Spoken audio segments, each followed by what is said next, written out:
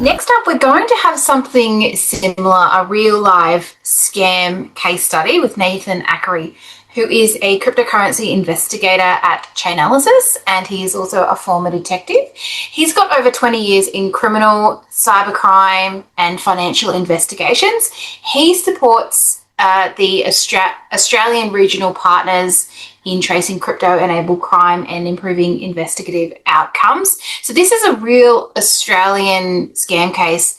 Actually, perhaps, Nathan, you can confirm that with me. From first contact through to financial loss, examining how trust is built, where warning signs emerge, how funds move, and where intervention would occur. So, Nathan, I'm going to hand the stage over to you. Thank you for joining us. No worries at all. Thanks for having me. And I may have just caught the tail end of Jono Newman's talk there. Thank you for that. What I'm going to present today is probably something a little bit more, down to earth and practical for our purposes here. I'm just going to try to share my screen. And thanks to Jono for that last presentation on Bybit. It's a particular interesting case of the scope and scale that some of these threat actors bring to the crypto ecosystem. And I know that DECA in particular and all its members, through banking and through crypto finance and the wider ecosystem of people that are affected by crypto, they would see these hacks as a particular issue.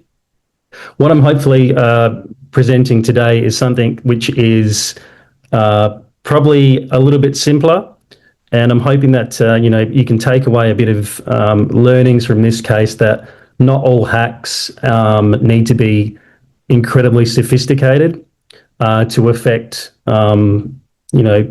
people that are using crypto legitimately. And so I guess before I take you through the case, I guess it's just one of these things that I want to give you a sense of the scale that we're dealing with here. And I'm sure you're all aware that this isn't scams in particular aren't a niche problem here. It isn't really a thing that happens to a few unlucky people on the internet. It's worked out to an industrial scale now, as we've all seen the headlines of the scam compounds, particularly operating through Southeast Asia. And Chainalysis, which is the blockchain analytics company that I work for, we publish an annual crypto crime report, and we take a look at how cryptocurrency in general is tracked through the world, through illicit activity and illicit financing measures. And the numbers are pretty sobering when you look at them. So the money itself is and the laundering process is evolving. We see that in terms of just numbers, raw numbers, around 84% of all illicit scam volumes now flows through things called stable coins. So these are currencies that you may have heard of called USDT or Tether. They're pegged to the US dollar. They're fast, they're liquid, and until recently they sat at a bit of a regulatory blind spot. And this is where firms like Chainalysis in the blockchain analytics space can really offer some oversight and some clarity to your regulated exchanges and those entering in this space to live up to the compliance expectations of the regulators. So, but there's obviously a darker side that I think is important to understand if you're just new to this ecosystem. Many people running these scams are the ones sitting behind the keyboard, typing out. In this particular case, what we'll look into is, a romance scam.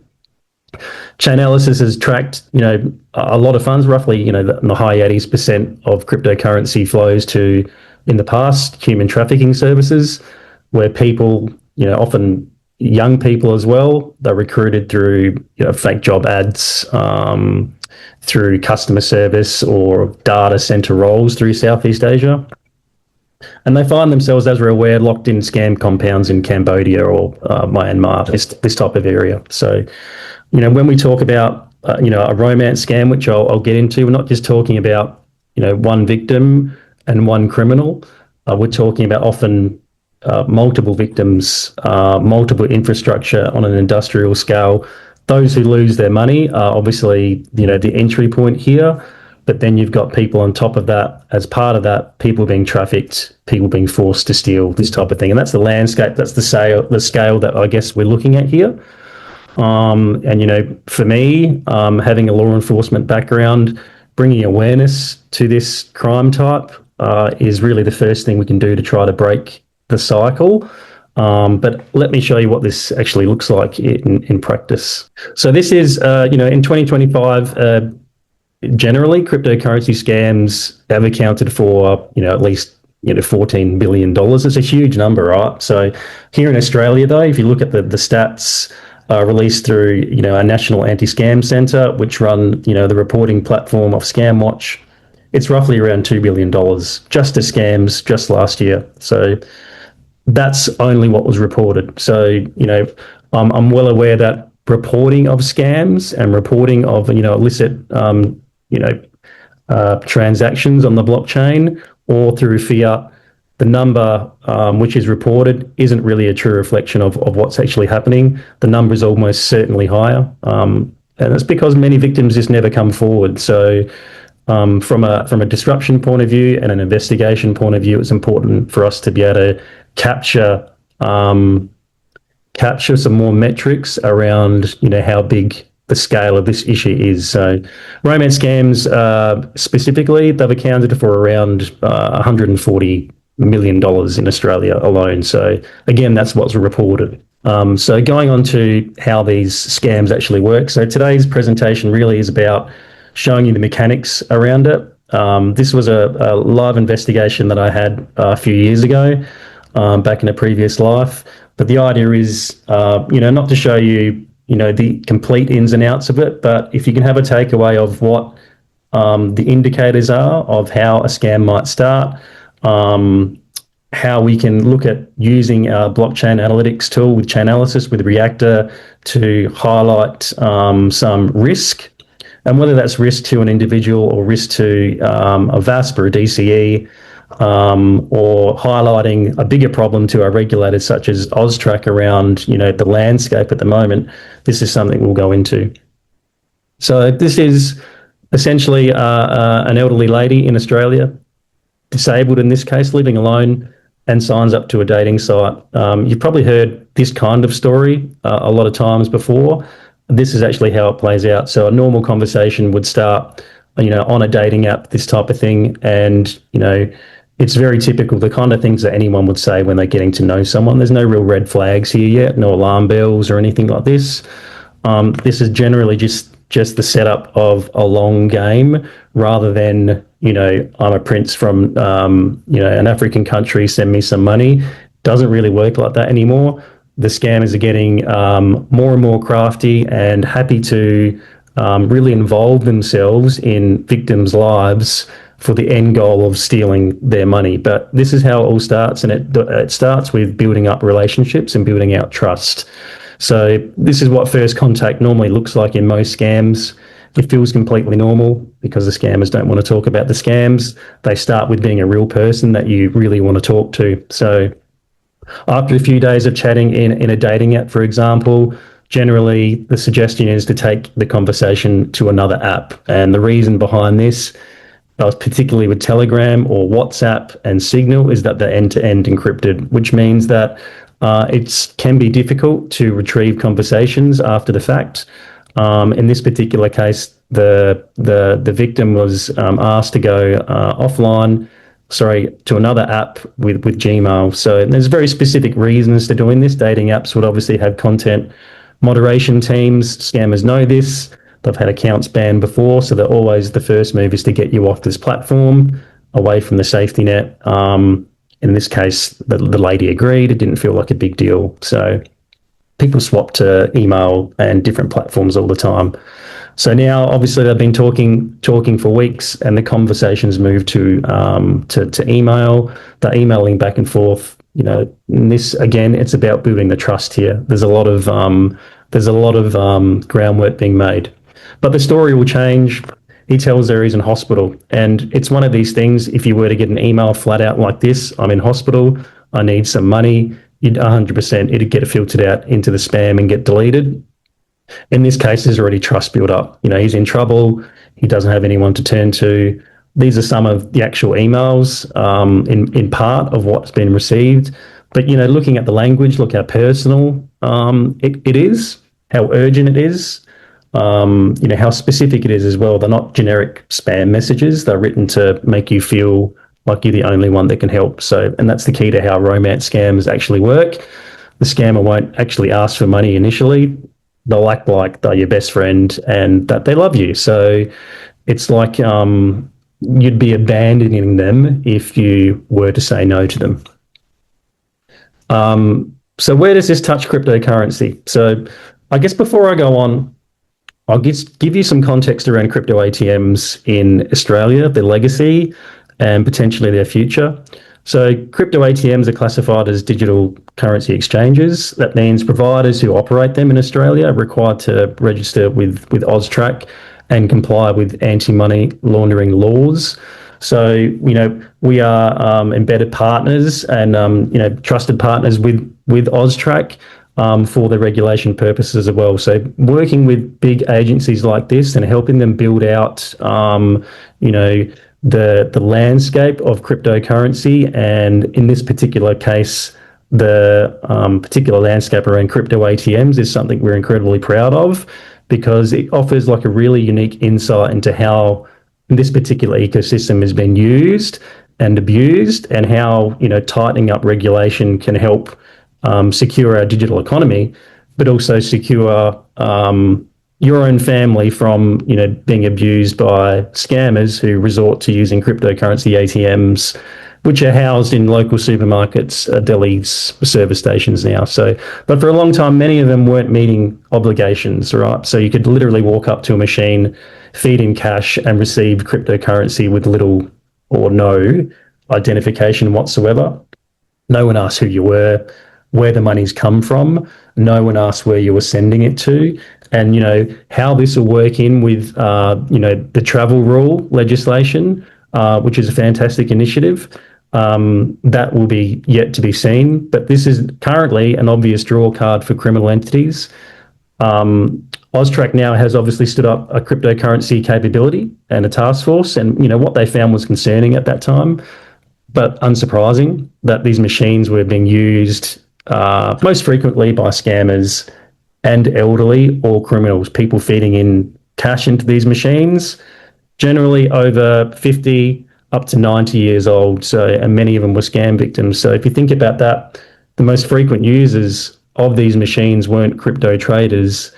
They were people like the women in this case. So, and having the ability to see the transaction patterns and the payment patterns, the destination and the source of funds is again something that Chainalysis can bring to the blockchain analytics space to be able to make some informed decisions about the risk associated with the ATMs, but also for VASPs. So if you're a VASP and you're seeing multiple scam payments coming in from sources such as ATMs that have been flagged already, this is a risk which is obviously worth highlighting from a compliance and regulation point of view. So, the work done by AUSTRAC to delve into this, bigger issue is actually fantastic. So, but at the time of this case, those protections really weren't in place. The systems, especially around ATM, and that maturity wasn't quite there. So when this woman walked up to an ATM with a handful of cash in a wallet that she was about to create, nothing really stood in her way. So, and the way this played out, initially the scammer instructed this victim to attend at a Bitcoin broker's office, right, or a money remittance service. These aren't really common in Australia. He tells her there's a Bitcoin ATM nearby. So Bitcoin ATMs are pretty much everywhere, shopping centres, petrol stations, everywhere like this. And it was a matter that, this lady, she was tempted. She was drawn into it, and no ID required, no KYC required, cash in, crypto out. So, what happens next is, typical of this. This is my obligatory AI generated slide because I'm rubbish with PowerPoint and this one looks really nice. But you understand the setup now. So over several weeks, this lady had gone back and forth from her bank, withdrawn some money, taken it to a crypto ATM. Some of them were broken. She had to go to several different ATMs around her home city to deposit the cash in there. And so this was a repeating cycle. He asks for more, she goes to the bank, she withdraws some more from the bank. And again, if we're looking at the regulatory side of things, there are red flags here from the traditional banking sector as well, which probably should have gone up a little bit earlier. If you think about a lady who is traditionally not withdrawing any funds from her bank account, suddenly starts withdrawing large cash amounts week in, week out, as it happens again and again over weeks. So looking at that from the outside, she's elderly, she's disabled, physically traveling across suburbs, and nobody really stopped her at the time. In the end, it was the bank that really did step up here and really help out and assist her. But from the blockchain analytics point of view, this is what we would see. So thankfully, the ATMs do give receipts. So these are the actual pictures from the receipts for the ATM. She probably didn't know what any of this meant at the time, but for us as investigators and using Reactor to investigate some of the key indicators from these receipts, it turns what could be an obfuscated or obscured transaction from an ATM to somewhere on the blockchain into some sort of investigative pivot point. So as a cryptocurrency investigator now with Chainalysis, and anyone in this space, you know that every single transaction is recorded, obviously, in the public ledger. It's not a secret. And so for anyone with the right tools, with the right attribution that can bring some sort of a clarity to these kind of transactions, it's a really handy and important, bit of kit to use. So for the keen-eyed here, you may be able to discern some Bitcoin addresses, but there's also deposits out to Ethereum and to Litecoin, other blockchains which have been used in this particular scheme. So maybe to avoid scrutiny, maybe to avoid the VAS from flagging repeated deposits, maybe to enable other laundering paths here. So again, it's about bringing some confusion to the victim and maybe confusion to the investigative process. So coming to what we can bring from Chainalysis to bring clarity to this kind of situation, this is what it looks like. When we trace those transactions, and there were dozens and dozens of them, through a tool like Reactor, this is what you'd see. You'd see funds on the left leaving an ATM. So instead of seeing a transaction hash and wondering what it is, you'd know that that is a deposit of fiat into an ATM, and you'd see the funds leaving into another wallet. You see them arriving into the scammer's addresses that the scammer had provided to the lady. And we can also see that from the ATMs, there's actually a lot more crypto moving into these wallets than what the victim actually reported. So she had reported a loss of maybe $60,000 at the time. However, as you can see on the graph with the numbers there going from the ATMs to our unidentified blue wallets in the middle, there's a lot more than that. So it brings up a couple of possibilities that either the victim has underreported her losses, maybe out of shame or embarrassment, but there may be other further victims that have also used ATMs to make payments, deposits into the same scammers syndicate or their same campaign. But the point here, I guess, is that the blockchain allows for this kind of transparency of transaction. So going from this slide to the next, what we can see through the intelligence collection from Chainalysis side with our global efforts to identify some of the pseudonymous addresses on the blockchain, we can actually use Reactor to identify entities, label them, cluster them, bring them all together, and identify who they belong to. So this is a key point of the attribution in Reactor, which enables us to actually map those previous addresses here to a single entity on the blockchain, a VASP, a DCE, an exchange. I'm with you, Jono, on that one. I can't remember which one we're saying at the moment. I think it's a VASP. So, what we see is the movement of funds straight from the ATM. It's the cash equivalent of the victim's funds. So sometimes the graph, what I'm saying is simple. Blockchain tracing doesn't have to be incredibly complicated for investigators to be able to get a win and for us to be able to disrupt organised crime or scam syndicates. So it doesn't require an enormous amount of crypto expertise to make this connection. It takes some capability and some investigative knowledge as to how to leverage the blockchain. There's no elaborate laundering network here, as we've seen in larger scale hacks. They do certainly occur, but for law enforcement, for our regulators, for our VASPs, what we're looking at here is basically just exposure from maybe some risky entities, right? So you're looking at ATM exposure over and over and over again. These are reported as scams, so we can offer, from the regulatory and compliance side of things, if you're receiving lots of transactions into a wallet that your VASP owns, then you can screen these transactions and potentially stop them or flag them before they happen. So in this case, if the ATMs aren't known and that the addresses are making transactions into a VASP and the VASP has no clarity over where these transactions are coming from, that's an important kind of regulatory blind spot. So if you're looking at certain transactions that are coming from ATMs, maybe these would be a high risk category, especially at the time since they were completely unregulated at that point. However, now with some extra regulation and extra restrictions around it, with KYC data and requirements, the landscape's changing for the better. So, what can an investigator do here? Well, it's the next stage is working out, well, in the end, her $60,000 went to a VASP owned by a scammer.